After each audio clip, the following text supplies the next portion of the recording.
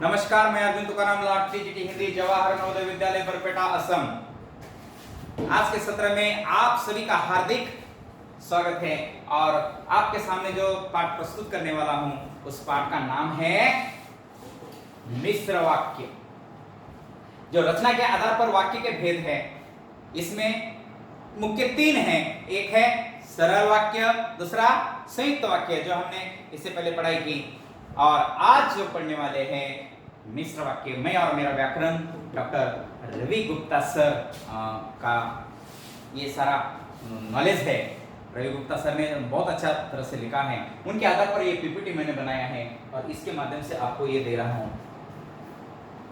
तो वाक्य की परिभाषा, इससे पहले आपको ज्यादा बोलने की जरूरत नहीं, वाक्य आपको पता हो गया क्योंकि सरल वाक्य इससे पहले पढ़े। लेकिन किसी ने डायरेक्टली अगर मिश्र वाक्य पढ़ना है तो उसको पहले देता हूं कि पद या पदबंधों से बनी भाषा की सबसे छोटी इकाई जिसे किसी विचार, भाव या संदेश को व्यक्त हो उसे वाक्य कहते हैं। वाक्य की परिभाषा विचारों को पूर्णता और स्पष्टता से प्रकट करने वाला सार्थक और व्यवस्थित पद समूह वाक्य कहलाता है और भाषा की सबसे छोटी इकाई वाक्य कहलाती है। माने खाना बना लिया है, ये है वाक्य की परिभाषा। आपको बहुत अच्छी तरह से पता हो गई है।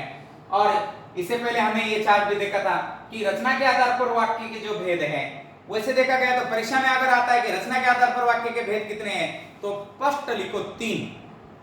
अब देखिए, तो यहां कुछ अलग चित्र दिखेगा आपको। डॉक्टर रवि गुप्ता जी ने हमें यहां समझाने के लिए ये चार्ट बनाकर दिया है। देखिए, वैसे देखा गया तो सरल वाक्य ये, संयुक्त वाक्य 2 और मिश्र वाक्य 3।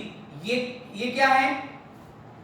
हमारे वाक्य के भेद है। किसके आधार पर? रचना के आधार पर। लेकिन उन्होंने इस चार्ट के माध्यम से हम देखा जटिल वाक्य बीच में डाला। जटिल वाक्य के 2 भेद है जो सरल नहीं है। ऐसे वाक्य हैं, एक संयुक्त वाक्य और एक दूसरा मिश्र वाक्य। तो आज हम मिश्र वाक्य के बारे में जानकारी लेंगे। तो यहाँ मिश्र वाक्य की विशेषता लिखी मैंने कि एक प्रधान तथा अन्य आश्रित उपवाक्य जहां होते हैं वहां मिश्र वाक्य होता है। तो चलो हम मिश्र वाक्य देखते हैं। उपवाक्य, अब देखिए, इसमें मिश्र वाक्य पढ़ते समय हम उपवाक्य, प्रधान वाक्य, आश्रित वाक्य इस प्रकार का जिक्र आने वाला है। तो संकल्पना समझना बहुत आवश्यक है। तो उपवाक्य किसे कहते हैं? यह फिर से आप दोहराओ इसको कि शब्दों का वह समूह जिससे पूर्ण अर्थ या विचार प्रकट होते हैं तथा जिसका स्वतंत्र उद्देश्य तथा स्वतंत्र विधेय होता है उससे उपवाक्य कहते हैं। उपवाक्य के 3 भेद होते हैं। फिर से, स्वतंत्र उपवाक्य, प्रधान उपवाक्य, आश्रित उपवाक्य। स्वतंत्र उपवाक्य किसे कहते हैं? दोहरा रहा हूं फिर से, जो उपवाक्य किसी पर आश्रित न होकर अपने आप में स्वतंत्र होता है उसे स्वतंत्र उपवाक्य कहते हैं। ये संयुक्त वाक्य पढ़ाते समय भी मैंने बोल दिया है। लेकिन दशरथ के 4 पुत्र थे, चारों पुत्र पर उनका समान स्नेह था। इसमें दशरथ के 4 पुत्र थे, स्वतंत्र उपवाक्य है। प्रधान उपवाक्य, प्रधान से पता चल जाता है मुख्य। मिश्रित वाक्य के मुख्य उद्देश्य और मुख्य विधेय से जो वाक्य बनते हैं उसे प्रधान उपवाक्य कहते हैं। पर प्रधान उपवाक्य की यद्यपि दूसरे वाक्य से जुड़ा रहता है तथापि अर्थ और भाव से मात्र वो स्वतंत्र होता है। जैसे उदाहरण दिया, सोहम ने कहा कि मैं आज गुवाहाटी जाऊंगा। इसमें सोहम ने कहा प्रधान उपवाक्य है। इसमें सोहम ने कहा प्रधान उपवाक्य है। एक मिनट, ये प्रधान उपवाक्य है। यस, यहां वो की का जिक्र आ गया, ध्यान रखो, हमें की का जिक्र आने वाला है आगे। आश्रित उपवाक्य, जिस आश्रित का अर्थ ही होता है मतलब प्रधान के नीचे का, है क्या नहीं? जिस उपवाक्य का अर्थ प्रधान उपवाक्य पर आश्रित रहता है उसे आश्रित उपवाक्य कहते हैं। जैसे सदा सत्य बोलो जिससे तुम पर सब प्रसन्न रहे। इसमें सदा सत्य बोलो प्रधान है और तुम पर सब प्रसन्न रहे आश्रित उपवाक्य है। ये ध्यान रखो। अब देखिए, हमारे मेन टॉपिक के ऊपर अभी आते हैं हम, मिश्र वाक्य। आज जो हम टॉपिक पढ़ रहे हैं उसका नाम है मिश्र वाक्य। जिस वाक्य में एक प्रधान उपवाक्य हो। यह ध्यान दो अभी तक। जिस वाक्य में नींद आ रही है, जिस वाक्य में एक प्रधान उपवाक्य हो तथा अन्य खंड वाक्य अधीन अथवा आश्रित होकर, अधीन होना मतलब उसके नीचे है कि नहीं, अथवा आश्रित होकर आए, उसे मिश्र वाक्य कहते हैं। नहीं समझा? समझ गया? जिस वाक्य में एक प्रधान उपवाक्य हो तथा अन्य खंड वाक्य अधीन अथवा आश्रित होकर आए, उसे मिश्र वाक्य कहते हैं। मैंने सुना है कि, अरे सॉरी यहां तक, मैंने सुना है कि वह यहां पहुंच गया है। इस वाक्य में प्रधान उपवाक्य कौन सा है? कौन सा? मैंने सुना है कि, ठीक है। जिस वाक्य में एक प्रधान उपवाक्य हो, मैंने सुना है कि, प्रधान यहां किया है, देख लो, वो यहां पहुंच गया, ये आश्रित उपवाक्य है। इसमें मैंने सुना है प्रधान उपवाक्य और वो यहां पहुंच गया, अधीन या आश्रित वाक्य। समझ आ गया? इसमें एक प्रधान उपवाक्य और अन्य वाक्य क्या होते हैं? अधीन अथवा आश्रित होते हैं। और संयुक्त वाक्य में क्या होता है? क्या होता है संयुक्त वाक्य में? दोनों भी वाक्य समान होते हैं और वो किसी संयोजक के माध्यम से जुड़े होते हैं, ठीक है नहीं? तो वहां समान होते हैं, लेकिन यहां क्या है? यहां अलग है। एक प्रधान उपवाक्य और बाकी के आश्रित उपवाक्य होते हैं। आसान है, समझ ले, एक बार समझ में आ गया तो आसान है। मिश्र वाक्य के अंतर्गत आने वाले उपवाक्य एक जैसी प्रकृति के नहीं होते हैं। ध्यान रखो, मिश्र वाक्य के अंतर्गत आने वाले उपवाक्य एक जैसे प्रकृति के होते नहीं है। संरचना और प्रकार की दृष्टि से ये तीन तरह के होते हैं। कौन कौन से? संज्ञा उपवाक्य, ये उपवाक्य वाक्य में वही प्रकार करते हैं जो कार्य संज्ञा पद या संज्ञा पदबंध द्वारा किया जाता है। जैसे संज्ञा उपवाक्य प्राय की समुच्चय बोधक अव्यय से जुड़े हैं। आ गई ये की संयुक्त वाक्य में आ गई थी, किस रूप में? किस डिवाइड करने के रूप में आई थी, है कि नहीं? और यहां संज्ञा उपवाक्य प्राय की समुच्चय बोधक अव्यय से जुड़े रहते हैं। हमें मालूम है कि, ये ध्यान रखना, हमें मालूम है कि वे लोग नहीं आएंगे। विभाजक संयुक्त वाक्य में भी की का प्रयोग होता है। मैं जानबूझ के लिखा इधर है, ये जो लिखा है ना मैं, ये आपको पीछे के संयुक्त वाक्य पढ़ाते समय जोड़ने के लिए जोड़ा है कि विभाजक संयुक्त वाक्य में भी की का प्रयोग होता है और यहां भी की का प्रयोग होता है। तो दोनों को पहचानना है आपको। कक्षा 10 में एक मार्क इधर उधर हो सकता है।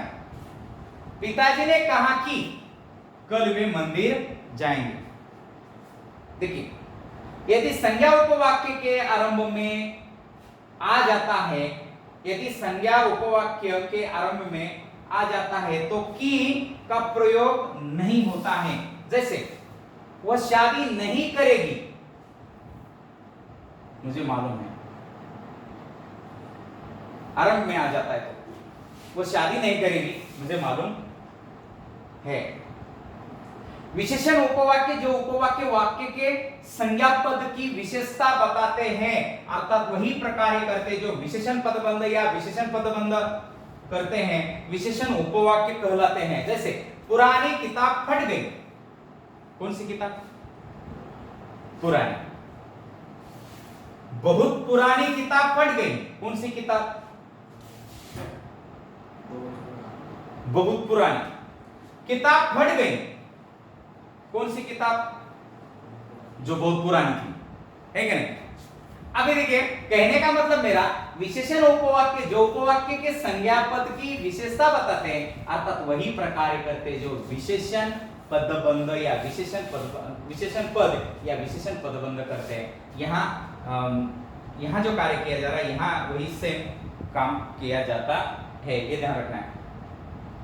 क्रिया विशेषण उपवाक्य जो प्रकार्य क्रिया विशेषण पद क्रिया विशेषण पदबंध करते हैं, वही प्रकार ये क्रिया विशेषण उपवाक्य भी करते हैं। वह कल आया, कब आया? राइट। वह कल शाम को आया, कब आया? शाम को। वह तब आया जब शाम हो चुकी थी, कब आया?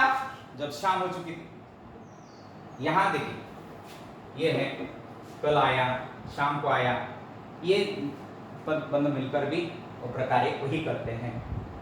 जितने प्रकार के क्रिया विशेषण होते हैं उतने प्रकार के क्रिया विशेषण उपवाक्य भी होते हैं। उपवाक्य जब तब जहां वहां जैसा वैसा जो जो त्यों त्यों जितना उतना क्योंकि यदि तो चाहे तो जैसी वैसी ताकि आदि से जुड़े रहते हैं। इससे पहले संयुक्त वाक्य पढ़ाते समय मैंने भी वो समुच्चय बोधक अव्यय दिए थे, मैंने यहां फिर से दे रहा हूं, फिर से दोहराता हूं, जब तब जहां वहां जैसा वैसा जो जो त्यों त्यों जितना उतना क्योंकि यदि तो चाहे तो जैसी वैसे ताकि आदि से ये जुड़े होते हैं। जब एक से अधिक सरल वाक्यों से एक मिश्र वाक्य बनाना है तो एक वाक्य को प्रधान उपवाक्य तथा शेष संज्ञा विशेषण या क्रिया विशेषण उपवाक्य बनाना चाहिए। दो अगर हमें सरल वाक्य दे दिए और उसका मिश्र वाक्य बनाना है तो एक को क्या करना है? प्रधान उपवाक्य बनाना है, बाकी वाक्य को क्या है? संज्ञा विशेषण या क्रिया विशेषण उपवाक्य बनाना चाहिए।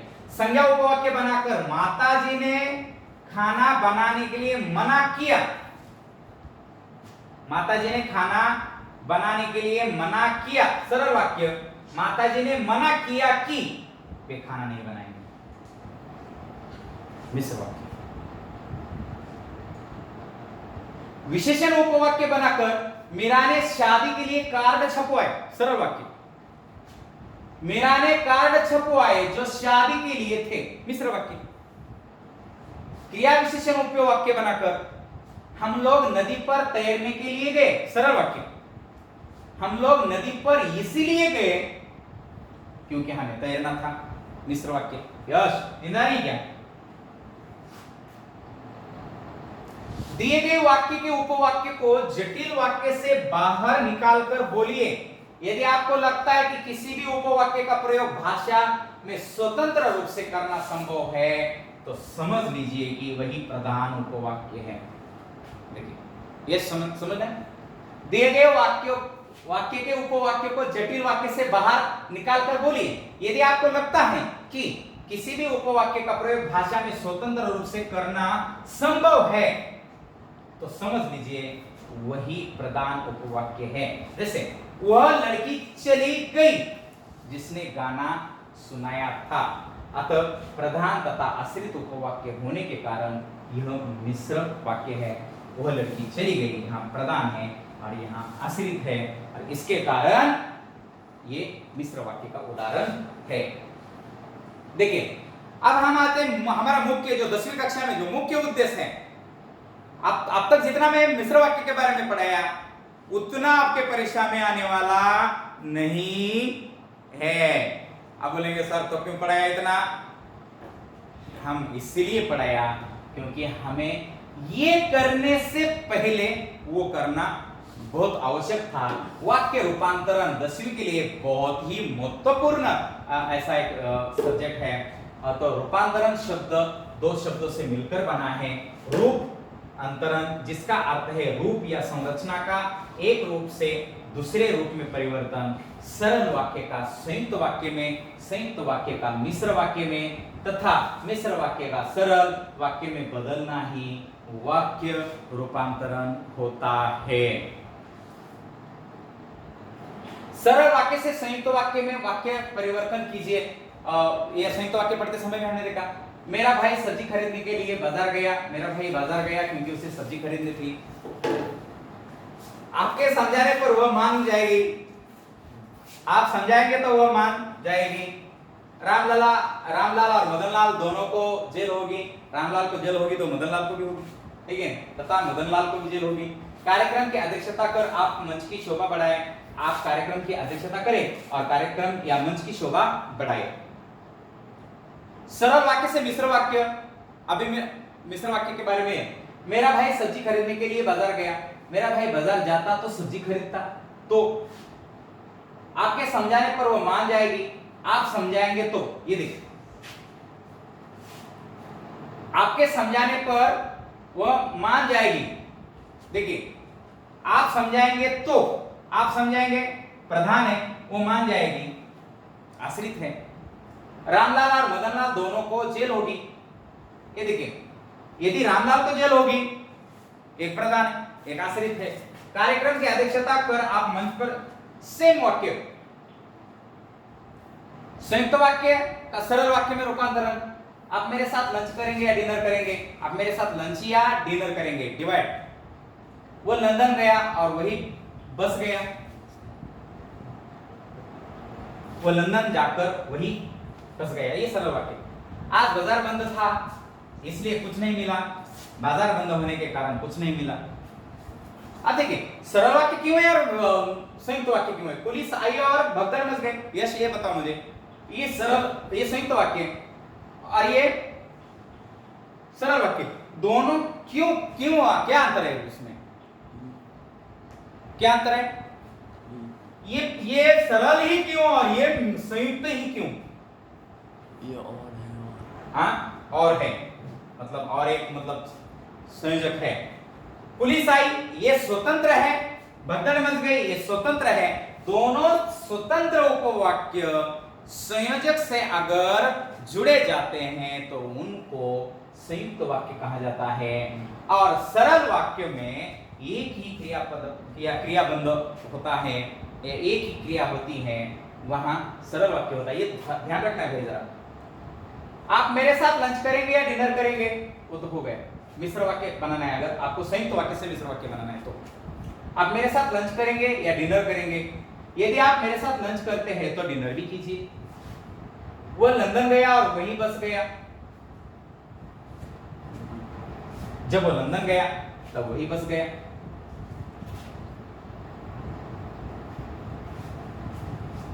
आज बाजार बंद था इसलिए कुछ नहीं मिला।